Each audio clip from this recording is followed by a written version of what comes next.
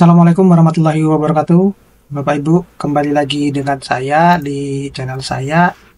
Jadi, saya melanjutkan apa yang dibahas terkait dengan Kemendikbudristek nomor 500 tahun 2024. Ini yang berhubungan dengan pemetaan kebutuhan formasi dosen pada perguruan tinggi. Jadi, mudah-mudahan ini bisa bermanfaat buat para dosen. Kalau mungkin selama ini dosen-dosennya bingung dengan rumpun ilmu dan sebagainya, sepertinya masih banyak juga perdebatan di kalangan kampus, di kalangan dosen terkait dengan rumpun ilmu ini, khususnya untuk yang mau menuju ke guru besar, seakan-akan kita itu dibatasin dengan adanya kebijakan tersebut. Artinya kebijakan yang berkaitan dengan kenapa di dalam sebuah universitas, di dalam sebuah jurusan, dalam satu jurusan itu hanya ada satu profesor gitu. Kalau kita mendalami lebih dalam, sebenarnya tidak seperti itu Bapak Ibu ya. Jadi saya mengutip PPT ini dari Prof. Joko ya sama Prof. Dia Indriani yang khusus menangani terkait dengan pemetaan kebutuhan formasi dosen ini.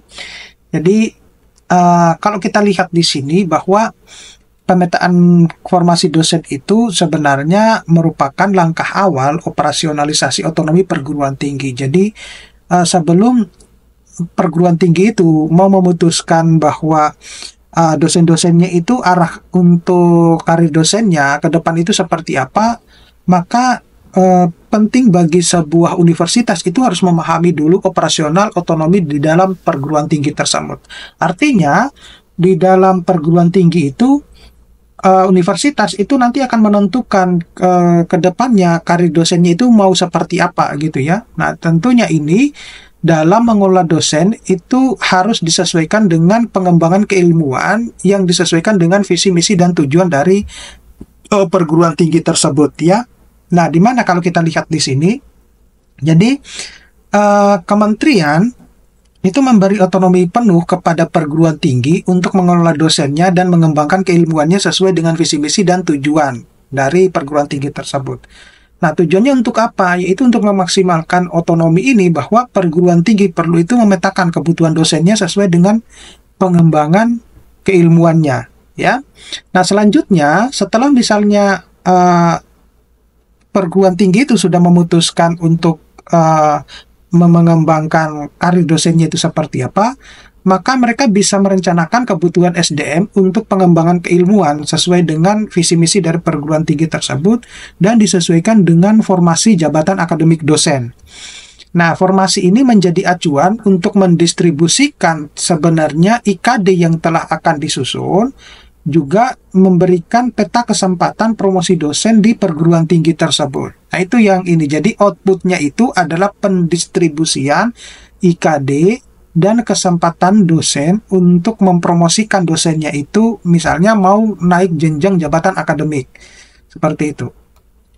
Nah, selanjutnya pemetaan formasi jabatan yang optimal ini berdasarkan arah dan potensi pengembangan keilmuan akan membuka ragam kesempatan baru bagi dosen untuk berkontribusi secara lebih relevan dan kompetitif dalam mencapai visi misi tujuan dari perguruan tinggi tersebut. Tetapi kalau misalnya kita lihat ya seperti pernyataannya Wakil Menteri, ini ada kaitannya ya.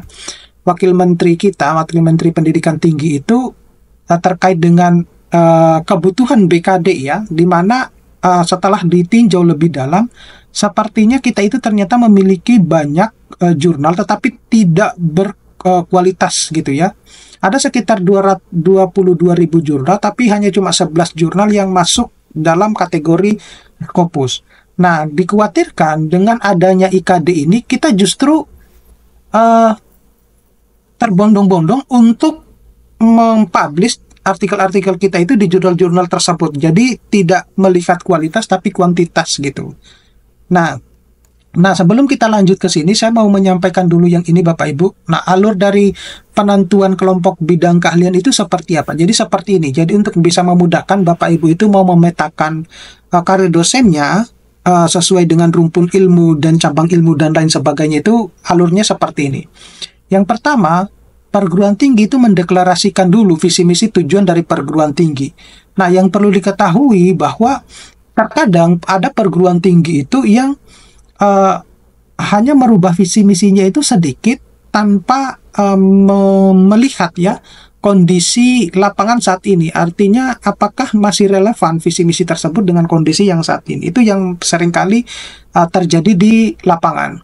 Kemudian perguruan tinggi ini akan membentuk rencana induk pengembangan perguruan tinggi atau RENIP ya. Nah, selanjutnya perguruan tinggi membuat rencana strategis ya perguruan tinggi atau yang kita sebut sebagai Renstra. Nah, setelah itu perguruan tinggi akan menentukan nih, setelah Renstra itu sudah terbentuk, dia akan menentukan arah pengembangan keilmuan sesuai dengan visi misi perguruan tinggi tersebut. Nah, disinilah peran universitas itu, otonomi peran universitas untuk mengembangkan karir dosennya seperti apa. Nah, jadi pertama, itu pengembangan keilmuan merujuk pada rumpun ilmu yang fokus pada pengembangan visi misi perguruan tinggi. Jadi ini yang masih banyak diperbincangkan. Padahal jelas-jelas ya kita itu sudah diberikan kesempatan untuk mengupdate ya di akun sister kita itu. Dan kita itu kan sudah masing-masing kan punya organisasi keilmuan masing-masing kan. Nah, itu kita bisa merencanakan atau kita bisa tanya langsung di situ kira-kira untuk keilmuan ini pohon ilmunya seperti apa, cabang ilmunya seperti apa, ranting ilmunya seperti apa. Jadi jangan dulu berfokus bahwa dalam satu program studi itu atau satu jurusan itu hanya cuma ada satu profesor gitu. Tidak seperti itu konsepnya. Itu. Nah, kemudian dalam setiap pengembangan keilmuan itu terdapat dosen yang memimpin dalam pengembangan keilmuan tersebut, baik di level pohon, cabang, ataupun ranting yang disebut dengan kelompok bidang keahlian. Nah, kemudian yang keempat itu adalah kelompok bidang keahlian ini terdiri dari satu profesor, ya, catatan diskusi ranting jika kelompok bidang keahlian itu jika besar ya, kemudian minimal 1-2 lektor kepala, juga sama dengan yang lektor, dan juga 2-3 asisten ahli gitu. Nah, setelah misalnya perguruan tinggi itu menentukan arah kebijakan visi misinya, maka perguruan tinggi itu tentunya membutuhkan kelompok bidang keahlian dalam fakultas ataupun jurusan tersebut. Nah, tentunya ini ditunjang dengan pengembangan keilmuan, kemudian disesuaikan dengan rasio dosen mahasiswa. Ini juga yang masih menurut saya sudah tidak relevan ya, antara perhitungan rasio dosen dan mahasiswa, kemudian rasio jenjang jabatan akademik dosen dalam kelompok bidang keahlian tersebut, kemudian pengisian KBK di prodi, dan kemampuan fiskal. Nah, kalau kita lihat di sini contohnya ya, misalnya penyamaan persepsi mengenai dosen pada jenjang jabatan akademik dosen, ya misalnya di universitas A misalnya atau di universitas Y gitu. Fakultas atau jurusan atau departemennya itu adalah A, maka kelompok bidang keilmuannya itu adalah 1, misalnya itu ada jenjang akademik yang profesor, kemudian kelompok lektor kepala itu bisa 1-2, kemudian lektornya bisa juga 1-2, asisten ahlinya bisa 1-3 gitu ya. Nah, kemudian program studi yang diampu itu, kalau yang profesor itu sebaiknya ada pasca sarjananya gitu. Apakah kalau yang profesor tidak ada pasca sarjananya masih bisa diterima? Ya bisa sebenarnya, tapi lebih bagus kalau ada pasca sarjananya ya, atau sebisa mungkin profesor tersebut meskipun di jurusannya tidak ada pasca sarjananya mungkin bisa mengajar ya di pasca sarjana gitu. Begitupun juga dengan keahlian yang lain.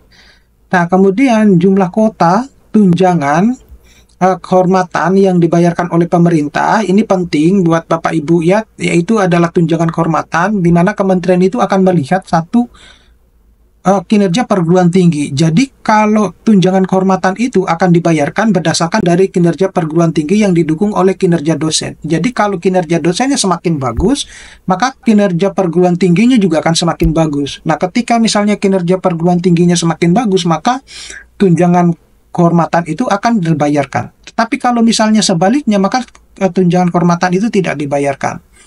Nah, kemudian yang kedua itu kebutuhan pengisian profesor di fakultas ataupun jurusan berdasarkan pada fokus pengembangan keilmuan sesuai dengan kelompok bidang keahlian ya. Nah, jika sudah terisi, maka akan dialokasikan untuk fakultas atau jurusan pada perguruan tinggi lain yang membutuhkan. Itu ya. Nah, kemudian yang ketiga, kemampuan fiskal pemerintah dan perguruan tinggi.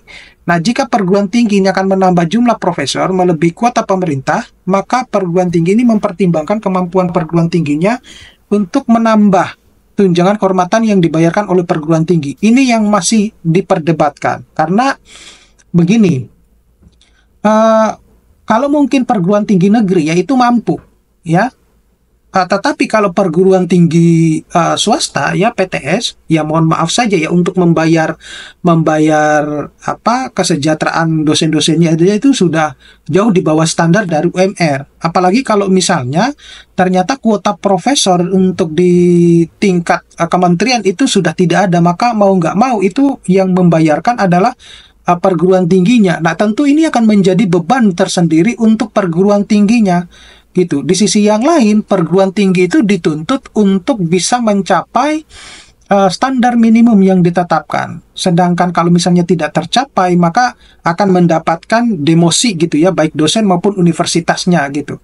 Nah, tetapi di sisi yang lain, ketika misalnya kuota profesor itu di kementerian itu sudah penuh, maka khusus untuk tunjangan kehormatan itu dibebankan kepada perguruan tinggi.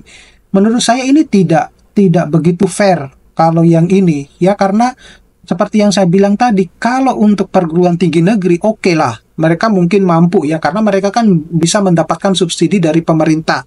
Nah, tetapi kalau misalnya ada profesor kehormatan yang di perguruan tinggi swasta, ataupun dia profesor di perguruan tinggi swasta, maka ini akan menjadi beban tersendiri juga untuk perguruan tinggi swastanya gitu. Jadi saya kira ini harus dipikirkan ke depannya ya. Nah, saya juga tidak tahu bahwa kenapa kok ada statement semacam ini gitu. Nah, pemetaan khusus kebutuhan formasi dosen di perguruan tinggi ya, jadi proses promosi ini mengacu pada ketersediaan formasi jabatan yang telah ditetapkan oleh perguruan tinggi, di mana ada asas kompetensi yang diterapkan untuk mengisi formasi jabatan tersebut, di mana persyaratan dan kriteria ini hanya menentukan kelayakan untuk ikut serta dalam kompetensi. Nah, berikutnya, bagi dosen PNS, ini kenaikan pangkat dalam jabatan tetap berlaku jika memenuhi BKD, IKD, dan angka kredit. Jadi ada 3 poin utama ya. Nah, bagaimana dengan dosen non-PNS? Saya kira sama ya. Tetap juga harus mengisi BKD, IKD, dan angka kredit. Ini hanya cuma, menurut saya ini hanya cuma pernyataan ambigu gitu ya, yang menitik beratkan ke PNS. Tetapi sebenarnya ya non-PNS juga sama gitu. Karena aturan di Indonesia itu permasalahan ini tidak akan pernah terselesaikan selama kalau misalnya di Indonesia itu masih tetap menerapkan dualisme PNS dan non-PNS gitu. Jadi aturan yang dibebankan ke PNS juga sebenarnya sama dengan aturan yang dibebankan oleh non-PNS. Tetapi non-PNS itu tidak mendapatkan fasilitas yang selayaknya seperti dosen PNS gitu. Jadi ini mungkin bisa menjadi pemikiran ke depan bahwa kalau misalnya ke depannya mulai sampai detik ini masih ada dosen PNS dan non-PNS, maka permasalahan terutama yang membuat kebijakan tidak akan pernah terselesaikan. Mau sampai kapanpun gitu. Itu akan lebih mudah kalau misalnya mulai tahun 2025 itu sudah ditentukan untuk ke depannya dosen itu mau PNS atau non-PNS gitu saja. Sehingga kalau ketika membuat aturan kebijakan itu jadi satu dan berlaku semuanya begitu. Kemudian ini tindak lanjut penyesuaian pengaturan terkait dengan rumpun ilmu. Nah, kondisi saat ini itu mencerminkan bahwa pengelompokan sesuai dengan KBK atau KK di perguruan tinggi itu belum terakomodasi di Sister ataupun PDDikti gitu ya. Meskipun kita sudah mengupdate atau apa di Sister kita masing-masing ya. Nah, kemudian ke depannya itu ada perbaikan yang akan dilakukan, yaitu pengaturan terkait dengan rumpun ilmu. Nah, di mana mekanisme pembaruan pohon ilmu itu berdasarkan dari alur pengajuan dari kementerian, nanti akan saya jelaskan. Kemudian ada mekanisme pengisian di Sister untuk cabang ilmu sesuai dengan kebutuhan KBK, di mana ini ada cabang ilmu idealnya itu mempunyai standar dan bisa ditentukan oleh perguruan tinggi sehingga bisa input manual di Sisternya. Nah, begitu. Jadi ini adalah contoh kelompok bidang keahlian ya. Ini contohnya misalnya di ITB gitu ya. Nah, ada rumpun ilmu alam, di mana di jurusan itu ada biologi, kemudian itu ada cabang-cabangnya. Nah, di sinilah yang Bapak Ibu, kita bisa masuk di profesor yang biologi ini ya.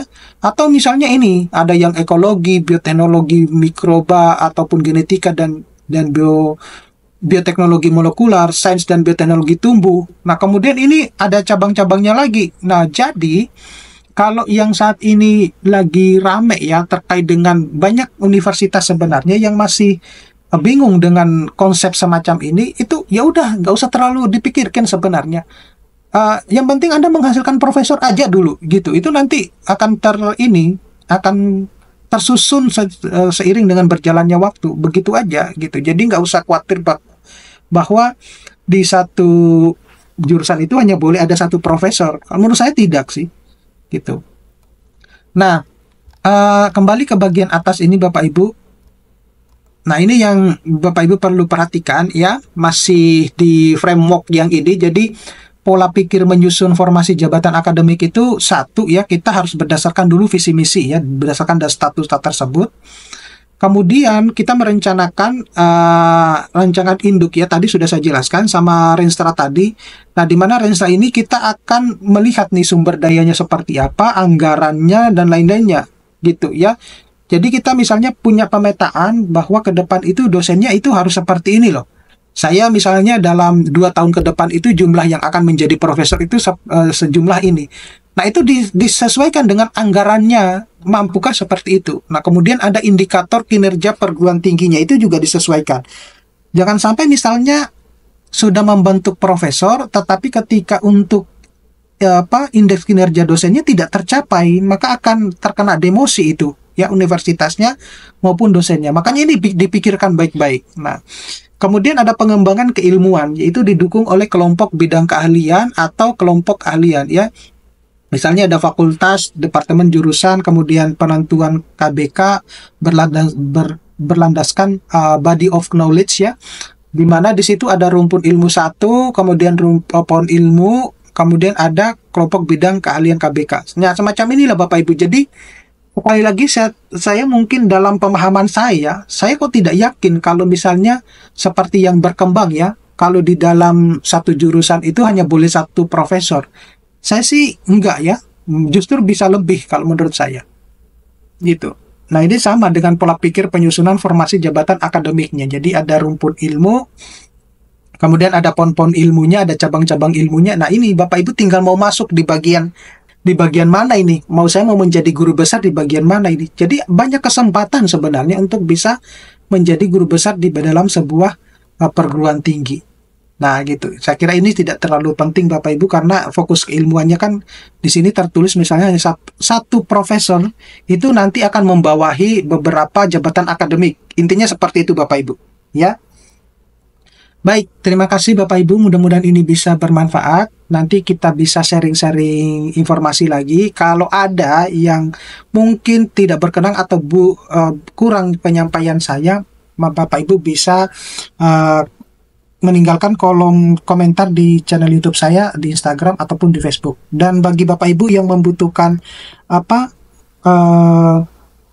bimbingan untuk penulisan artikel ilmiah ataupun nanti akan mengikuti workshop saya di bulan Januari, insya Allah nanti Bapak Ibu lihat di link yang akan saya tampilkan di deskripsi video saya. Terima kasih, saya akhiri. Assalamualaikum warahmatullahi wabarakatuh.